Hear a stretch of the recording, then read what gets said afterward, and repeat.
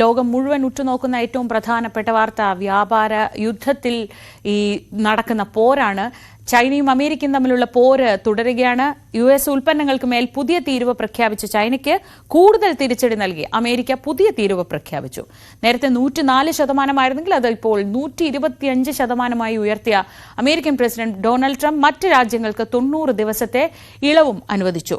KP Abhilash news ഡെസ്കിൽ നിന്ന് വിവരങ്ങളുമായി. അഭിലാഷ്, ഇന്ന് പുലരുമ്പോൾ നമ്മൾ കാണുന്ന അമേരിക്കൻ വിപണികളിലൊക്കെ ഈ താരിഫ് തൽക്കാലത്തേക്ക് മറ്റു രാജ്യങ്ങൾക്ക് നിർത്തിവെച്ചപ്പോഴുള്ള ഒരു ഉണർവാണെങ്കിൽ ചൈന പക്ഷേ വളരെ ഒരു നാഷണലിസ്റ്റ് വികാരമൊക്കെ ഉയർത്തിപ്പിടിച്ചുകൊണ്ട് ഒരടി പോലും പിറകോട്ടില്ല എന്നതാണ്. ഇത് ഉണ്ടാക്കാവുന്ന വലിയ വ്യാപാര യുദ്ധങ്ങളുണ്ട്, ഒക്കെയുണ്ട്. അപ്പോൾ ട്രംപിനോട് ഒരു പൊടിക്കടങ്ങില്ല ചൈന എന്നത് തന്നെയാണോ നിലപാട്? തീർച്ചയായും അങ്ങനെ വേണം കരുതാൻ ശ്രീജ. കാരണം അടിക്ക് തിരിച്ചടി എന്ന നിലപാടിൽ തന്നെയാണ് ഇപ്പോൾ ചൈന മുന്നോട്ട് പോകുന്നത്. അതിന്റെ ഫലമായിട്ടാണ് ഡൊണാൾഡ് ട്രംപ് 125%, അതായത് കഴിഞ്ഞ ദിവസം നമുക്കറിയാം ശ്രീജ സൂചിപ്പിച്ചതുപോലെ തന്നെ ചൈനീസ് ഉൽപ്പന്നങ്ങൾക്ക്, ചൈനയിൽ നിന്ന് ഇറക്കുമതി ചെയ്യുന്ന ഉൽപ്പന്നങ്ങൾക്ക് 104% എന്ന നിലയിൽ ആയിരുന്നു ഡൊണാൾഡ് ട്രംപ് ചുങ്കം ഏർപ്പെടുത്തിയിരുന്നത്. ഇത് ചൈനയെ പ്രകോപിപ്പിക്കുകയും ഇതേ തുടർന്ന് അമേരിക്കയിൽ നിന്ന് ചൈനയിലേക്ക് ഇറക്കുമതി ചെയ്യുന്ന ഉൽപ്പന്നങ്ങൾക്ക് 84% നികുതി ഏർപ്പെടുത്തും എന്ന മുന്നറിയിപ്പുമായിരുന്നു ചൈന നൽകിയത്.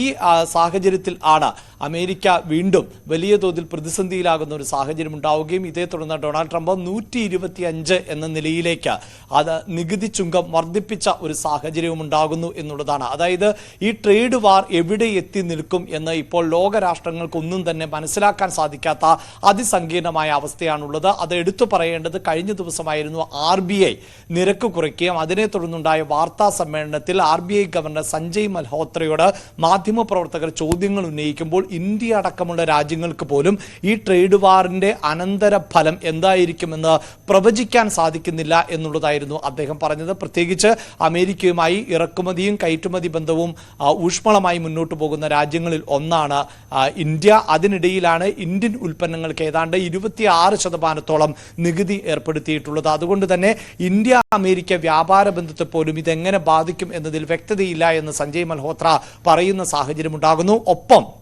ഈ അമേരിക്കയുടെ ട്രേഡ് വാറിനെ തടയുന്നതിന് വേണ്ടി ഇന്ത്യ അടക്കമുള്ള രാജ്യങ്ങൾ ഒരുമിച്ച് നിൽക്കണമെന്ന ആവശ്യം ചൈന മുന്നോട്ട് വയ്ക്കുകയും ചെയ്യുന്നു. അങ്ങനെ അമേരിക്കൻ ഉൽപ്പന്നങ്ങളെ മാറ്റി നിർത്തുക, അല്ലെങ്കിൽ അമേരിക്കയുമായുള്ള വ്യാപാര ബന്ധങ്ങൾ കുറച്ചുകൊണ്ട് മറ്റു രാജ്യങ്ങൾ കൂടുതൽ സഹകരിക്കുക എന്നൊരു പോളിസി സ്വീകരിക്കേണ്ടതുണ്ട് എന്ന് അമേരിക്കയും നയം വ്യക്തമാക്കുന്നു.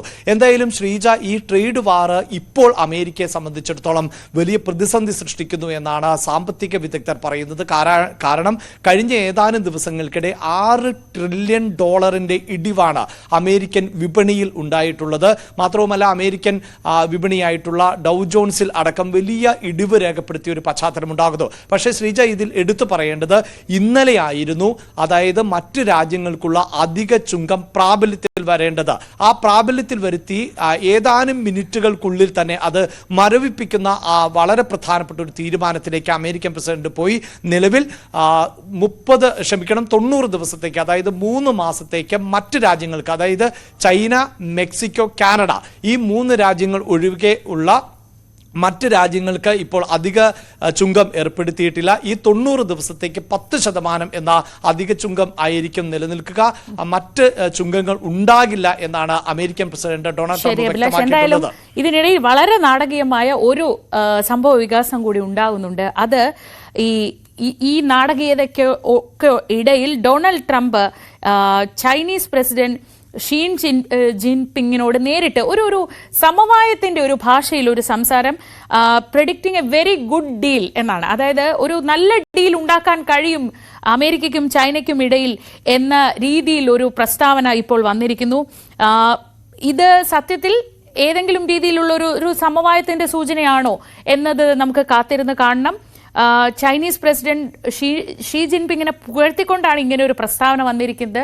പക്ഷേ ചൈന നേരത്തെ പറഞ്ഞതുപോലെ തന്നെ ദേശീയ വികാരത്തിൽ അടിയുറച്ചു നിൽക്കുകയാണ്. ഒരു തരത്തിലും അമേരിക്കയ്ക്ക് കീഴ്പ്പെടാൻ ഉദ്ദേശിക്കുന്നില്ല എന്നൊരു ടോണിലാണ് ചൈന നിൽക്കുന്നത്. അതുകൊണ്ട് ഈ നല്ല വാക്കിന് എന്തെങ്കിലും രീതിയിലുള്ള ഒരു ഗുണഫലം ഉണ്ടാകുമോ എന്നത് നമുക്ക് കാത്തിരുന്ന് അറിയാം. എന്തായാലും അമേരിക്കൻ വിപണികളിൽ വലിയ ഉണർവാണ് ഈ ദിവസം. നമുക്കിവിടെ രാവിലെ ആണെങ്കിലും അവർക്ക് ഇത് വൈകിട്ടാവുകയാണ്. അപ്പോൾ ഈ സമയത്ത് അവിടെ പ്രതിഫലിക്കുന്നത് വിപണികളിൽ.